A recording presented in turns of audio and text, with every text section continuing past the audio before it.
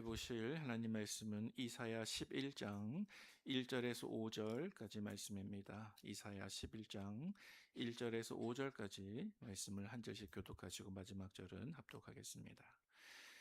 이새의 줄기에서 한 싹이 나며 그 뿌리에서 한 가지가 나서 결실할 것이요 그 위에 여호와 영 곧 지혜와 총명의 영이요 모략과 재능의 영이요 지식과 여호와를 경외하는 영이 강림하시리니 그가 여호와를 경외함으로 즐거움을 삼을 것이며 그의 눈에 보이는 대로 심판하지 아니하며 그의 귀에 들리는 대로 판단하지 아니하며 공의로 가난한 자를 심판하며 정직으로 세상에 겸손한 자를 판단할 것이며 그의 입의 막대기로 세상을 치며 그의 입술의 기운으로 악인을 죽일 것이며 함께요 공의로 그의 허리띠를 삼으며 성실로 그의 몸에 띠를 삼으리라. 아멘. 네, 오늘 함께 묵상할 본문 말씀의 주제는 어제 우리가 묵상한 본문 말씀의 주제와 깊이 연관이 되어 있습니다. 어제 우리가 묵상했던 말씀의 주제가 남은 자라고 하는 주제였는데요. 오늘도 역시 그러합니다. 하지만 조금 다른 관점에서 남은 자에 대한 해석이 이루어질 것입니다. 보통은 많은 이단들이 이 남은 자라고 하는 사상을 가지고 와서 자기 자신들이야말로 이 세상에서 남은 자다. 이런 말로 사람들을 현혹시키고 또 기성교회를 비판하기도 합니다. 바로 여호와 증인이나 신천지와 같은 이단들입니다. 그러나 여러분 성경에서 이 남은 자라고 하는 것은 우리에게 무슨 자격이 있어서 남은 자가 되는 것이 결코 아닙니다. 다만 하나님의 은혜에 의해서 보존된 자들이 바로 남은 자들입니다. 구원은 오직 하나님께서 하시는 것입니다.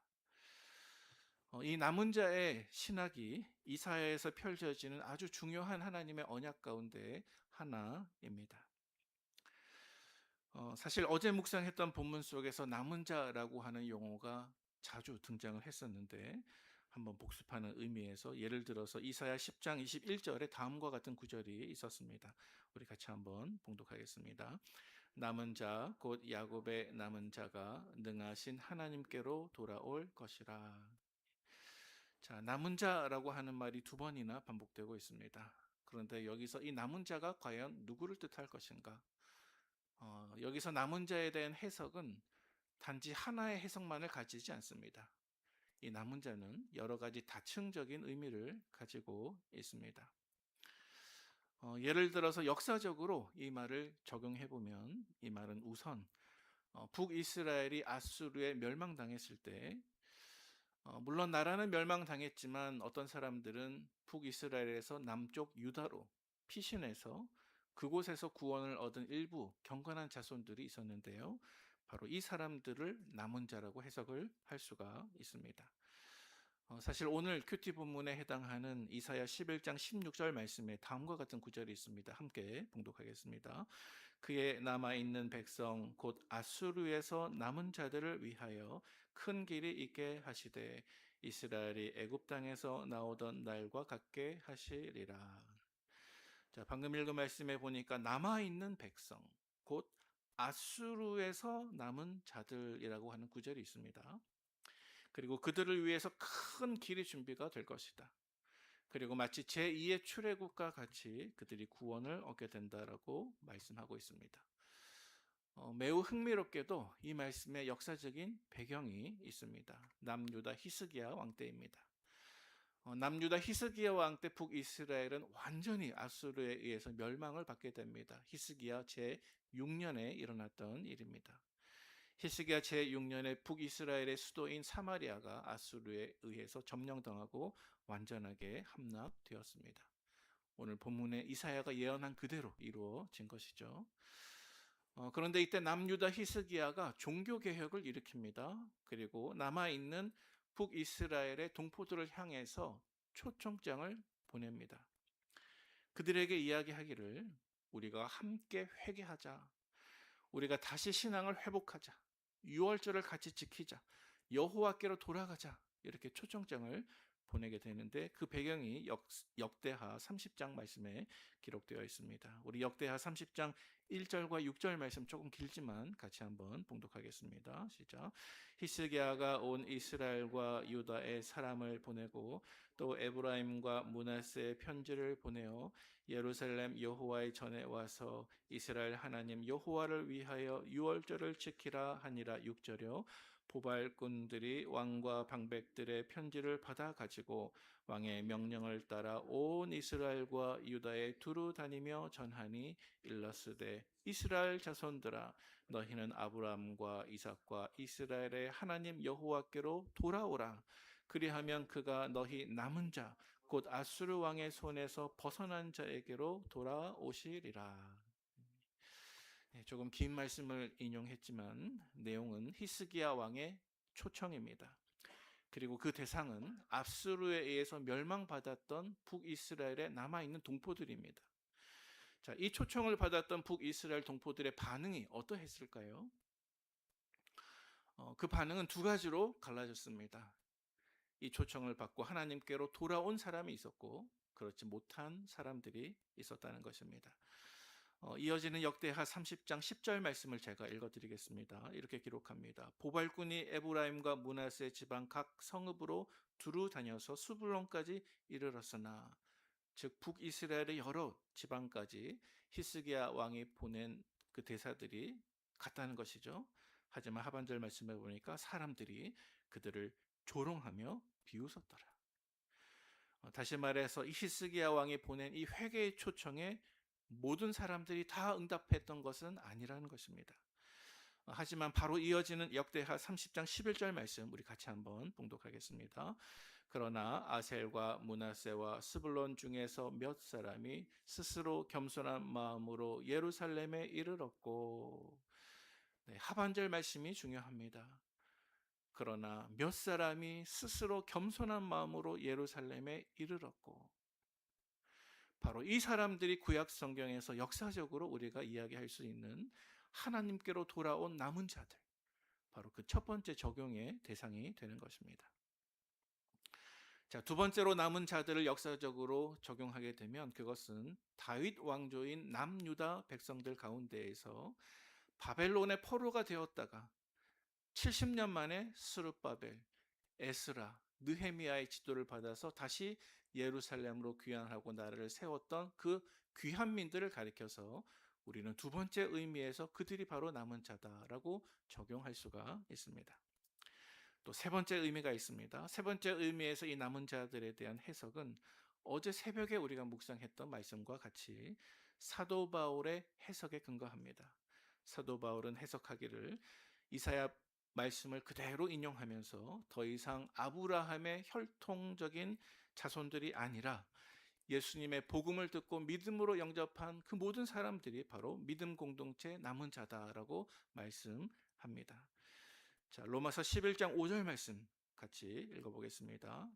그런즉 이와 같이 지금도 은혜로 택하심을 따라 남은 자가 있느니라. 아멘. 자, 사도 바울의 해석에 따르면 이사야 본문 말씀 가운데 기록된 이 남은 자들은 다름이 아니라 저와 여러분들이 속한 이 교회를 가리키는 것입니다. 자, 마지막으로 이사야서에 기록된 남은 자의 해석에서 어쩌면 가장 중요한 해석이 아직 남아 있습니다. 그 해석은 바로 장차 오실 메시아 예수 그리스도를 하나님이 보내신 남은 자로 해석을 하는 것입니다. 자, 오늘 보면 이사야 11장 1절 말씀을 다시 한번 보시기 바랍니다. 제가 봉독하겠습니다. 이새 줄기에서 한 싹이 나며 그 뿌리에서 한 가지가 나서 결실할 것이요. 자, 방금 읽은 말씀의 이미지를 한번 생각해 보면 이렇습니다. 아무런 희망이 없이 완전히 이미 베어져서 죽어 있는 한 그루의 나무, 그 나무의 그루터기에서 한 싹이 돋아나고 있습니다. 자, 그런데 이 싹이 바로 예수 그리스도이십니다. 이 싹은 외적으로는 매우 연약하게 보입니다. 하지만 말씀해 보니까 결국 무성하게 자라나서 온 세상을 구원할 결실을 맺게 된다라고 말씀하고 있습니다.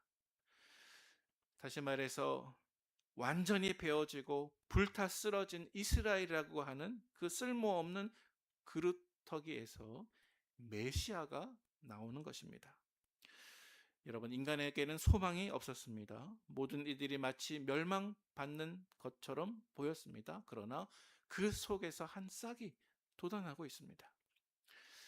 우리 요한계시록 4장 5절 말씀을 한번 읽어보면 좋겠습니다. 요한계시록 4장 5절 말씀 같이 읽겠습니다. 시작. 보좌로부터 번개와 음성과 우레소리가 나고 보좌 앞에 켠 등불 7이 있으니 이는 하나님의 7 영이라. 아멘. 자, 방금 읽은 본문 말씀 속에 보좌라고 하는 말이 2번이나 등장합니다. 말씀에 등장하는 이 보좌는 십자가로 승리하신 예수님께서 성부 하나님과 함께 이 세상을 통치하시는 저 하늘에 있는 처소를 뜻하는 것입니다. 자, 그런데 하반절 말씀에 보니까 그곳에 무엇이 계셨습니까? 하나님의 7 영이 계십니다. 자, 그런데 여러분, 오늘 본문 2절 말씀 보시기 바랍니다. 우리 마지막으로 같이 말씀을 읽어보겠습니다. 시작. 그의 위에 여호와의 영 곧 지혜와 총명의 영이요 모략과 재능의 영이요 지식과 여호와를 경외하는 영이 강림하시리니. 자, 말씀을 계속 보세요. 말씀을 계속 보시기 바랍니다. 자, 이 말씀은 1절에서 이어지는 말씀이기 때문에 이 말씀은 성령님께서 이 세 줄기에서 난 한 싹 위에 임하는 모습을 말씀하고 있습니다. 자, 그런데 여러분, 이 말씀 속에서 성령님의 임재의 형태가 모두 몇 가지로 등장하고 있습니까? 한번 세어보시기 바랍니다. 여호와의 영, 지혜의 영, 총명의 영, 모략의 영, 재능의 영, 지식의 영, 여호와를 경외하는 영. 모두 몇 가지입니까? 모두 7가지입니다. 요한계시록 말씀과 일치하는 것입니다. 자, 따라서 오늘 본문 1절 말씀 속에서 이야기하고 있는 이 이세의 줄기에서 난 싹, 그분이 누구이실까요? 바로 예수 그리스도이신 것입니다. 이제 말씀을 정리합니다. 사랑하는 우리 성도 여러분, 혹 지금 이 순간 인생의 모든 줄기가 다 잘려나간 것 같은 베어진 그루터기와 같은 절망 속에 서 계시는지요? 우리를 구원하시기 위해서 그 절망과 같은 그루터기에서 찾아오신 남은 자 예수 그리스도께 여러분의 삶을 진실하게 맡기시는 이 새벽이 되시기를 주님의 이름으로 축원을 드립니다. 함께 기도하겠습니다. 은혜가 풍성하신 하나님 아버지, 베어지고 잘려져 나간